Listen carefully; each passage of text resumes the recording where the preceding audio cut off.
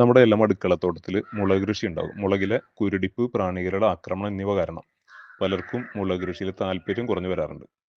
രോഗങ്ങളും കീടങ്ങളും വന്നതിന് ശേഷം നമ്മൾ പ്രതിവിധി കാണുന്നതിനേക്കാൾ മുൻകൂട്ടി തന്നെ അതിനൊരു പ്രതിരോധം തീർക്കാൻ കഴിഞ്ഞാൽ നമുക്ക് മുളക് കൃഷി വീട്ടാവശ്യത്തിനെങ്കിലും നന്നായി നമുക്ക് സംതൃപ്തിയോടെ കൃഷി ചെയ്യാൻ കഴിയും.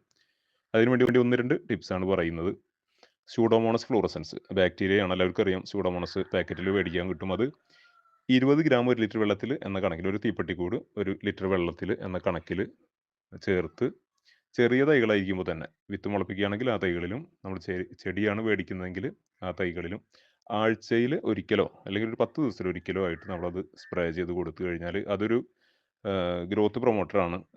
ചെടികൾ ഏത് സസ്യങ്ങളാണെങ്കിലും വളർച്ചയെ ത്വരിതപ്പെടുത്തുകയും അതുപോലെ തന്നെ പ്രതിരോധശേഷി വർദ്ധിപ്പിക്കുകയും ചെയ്യുന്ന ഒന്നാണ് സ്യൂഡോമോണസ്. അതുപോലെ തന്നെ 10 ദിവസത്തിലൊരിക്കൽ എന്ന കണക്കിൽ വേപ്പാധിഷ്ഠിത കീടനാശിനി ഏതെങ്കിലും, നിംബിസിഡിൻ പോലുള്ളത് 5 മില്ലി 1 ലിറ്റർ വെള്ളത്തിൽ എന്ന കണക്കിൽ കലക്കി തെളിച്ചു കൊടുക്കുകയാണെങ്കിൽ രോഗങ്ങളെയും കീടങ്ങളുടെ ആക്രമണത്തെയും നമുക്ക് ചെറുത്ത് നല്ല രൂപത്തിൽ നമുക്ക് മുളക് കൃഷി വിജയിപ്പിച്ചെടുക്കാൻ കഴിയും. ഈ പറഞ്ഞ 2 കാര്യങ്ങളും സിമ്പിളായിട്ട് നമുക്ക് ചെയ്യാവുന്നതാണ്. ഇത് ചെയ്താൽ തന്നെ നമുക്ക് അടുക്കളത്തോട്ടത്തിൽ നല്ല രൂപത്തിൽ മുളക് കൃഷി ചെയ്യാനായിട്ട് സാധിക്കുമെന്ന കാര്യത്തിൽ ഒരു സംശയവുമില്ല. കൃഷിയെക്കുറിച്ചും കാർഷിക വിളകളെക്കുറിച്ചും കൂടുതൽ അറിയുന്നതിന് ചാനൽ സബ്സ്ക്രൈബ് ചെയ്യുക.